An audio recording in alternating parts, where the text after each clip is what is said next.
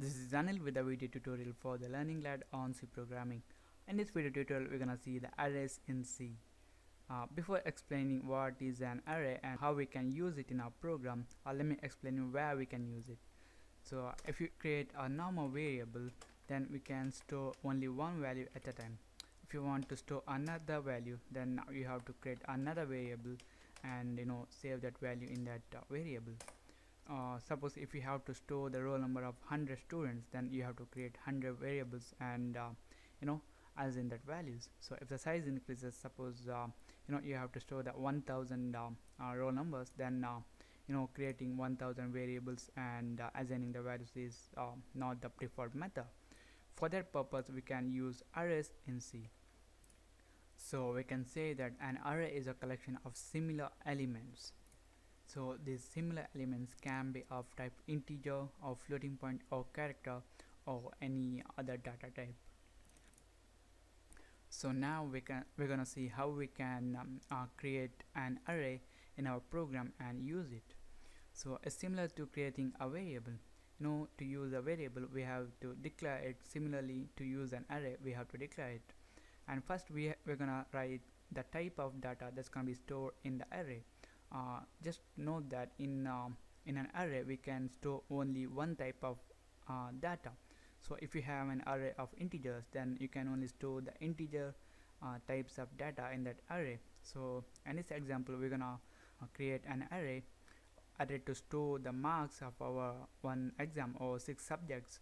So it's gonna be of type integers. So I'm gonna write int, then we have to write the array name. It's gonna be marks and a semicolon.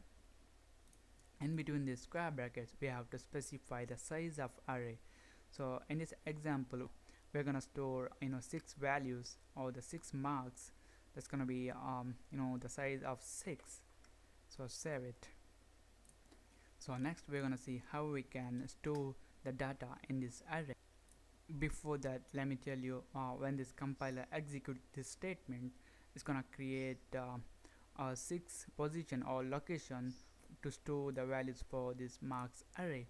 So we're gonna have 6 locations to store the values.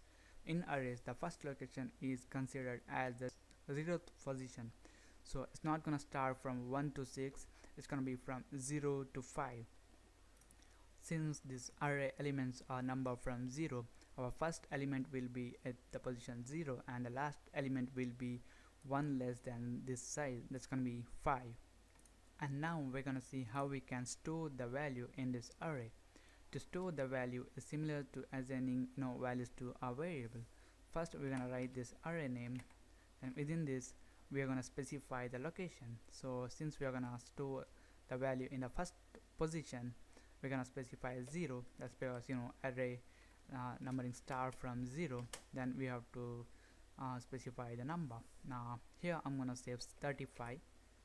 Then similarly, if you want to store another value, then it's gonna be at the position 1 and we're gonna assign it to a value of 45.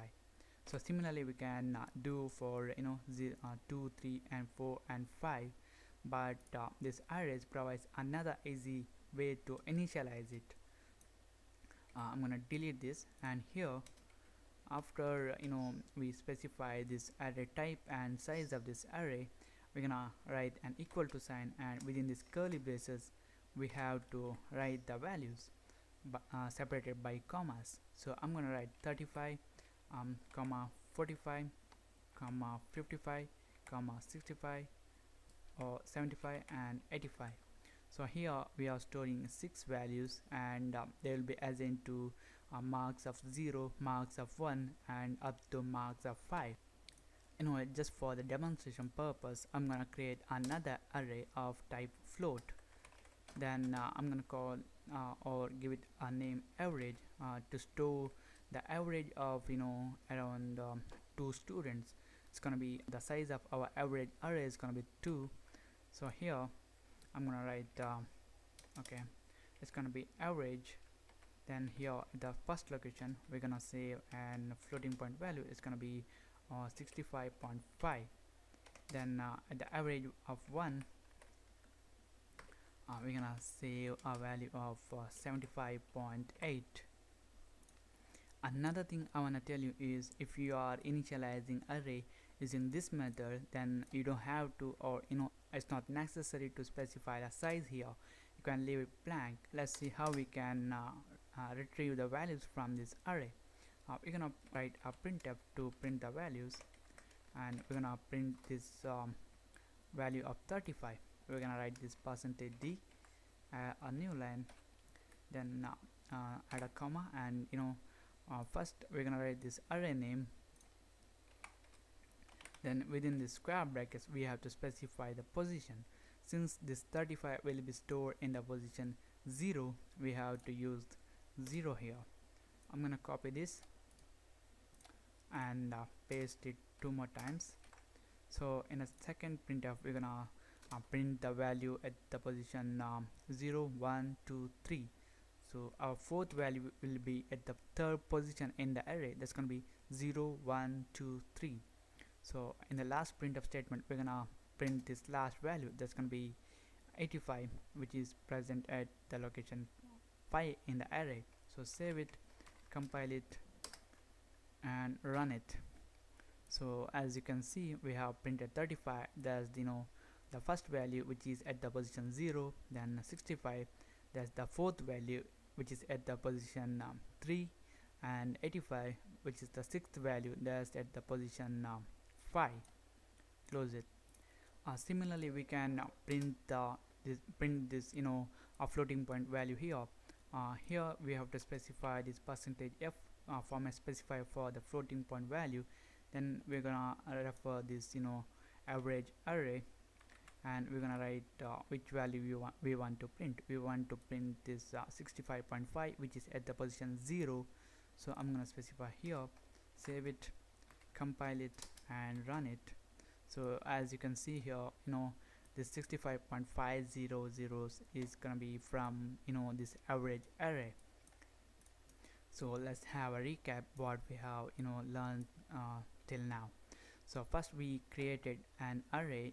So an array is a collection of similar elements. So in this example we have created this integer array, so we can only store this integer types of data in this array. We can initialize this array using this method, or we can initialize using this method. So if you are using this curly braces and you're writing the values, then you don't have to specify the size here. The compiler will automatically allocate the size for you. This is how we can assign the values to this array. To print or access the value from that array, we have to specify the location from where we want to get the data. So here this arrays positioning start from 0 and it's not from 1. So the size or the last element in the array will be present at the position 1 less than the size of the array. So this is it. This is about the arrays, and in the next tutorial we're gonna see some more information about these arrays. Thank you for watching, and don't forget to subscribe to my channel.